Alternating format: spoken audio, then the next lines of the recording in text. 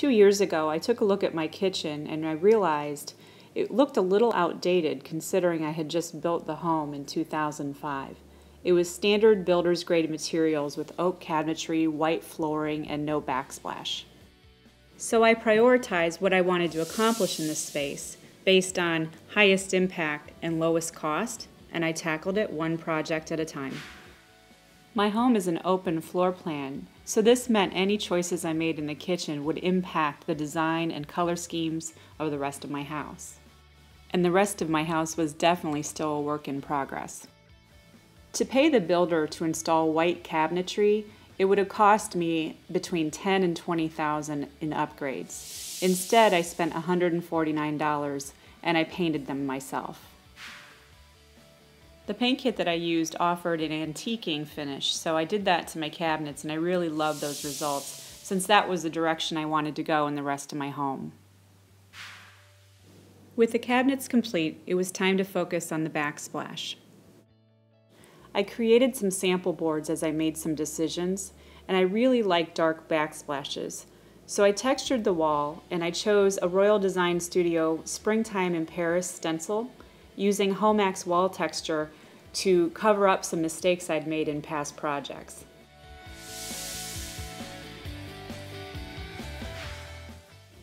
At the end of each phase, I would give myself and my budget a break, much needed. But it was time to address the floor. I felt that the vinyl flooring, as nice as it was with kids, it was time to have this space grow up a little bit.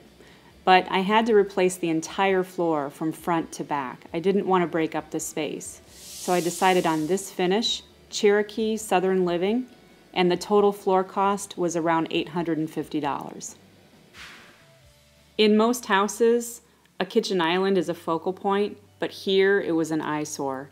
Not to mention, this is not one of my finer moments in DIY. Pretty horrible attempt at covering up scuff marks with ugly paint.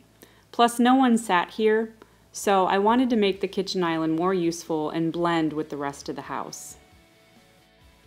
So here's the progression. Phase 1, I just simply painted it. Phase 2, I leveled it. And phase 3, we applied an IKEA butcher block countertop. By following a tutorial that we had found on this old house, we created a template using cardboard and then decided exactly how large we wanted this space. Plus, we extended the countertop out just a few extra inches so we could put our knees underneath. There's a concept.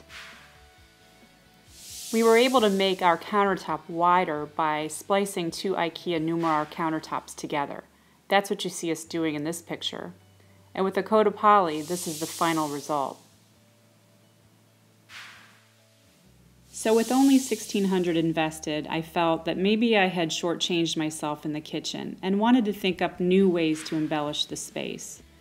I'd been seeing this with other blogs where they removed their cabinet doors completely and had open shelving. But I wanted to keep mine intact, so we did remove the wood panels and we replaced them with glass. And then I discovered this kit on Amazon.com. I had to order it and try it myself, so I added leaded glass strips to my cabinet doors. Here are the results. It was also time to fill in some gaps, literally. There was a huge gap at the top of my cabinets that always bothered me. So we filled in with some trim work, custom made, and we also added some trim to the cabinets themselves.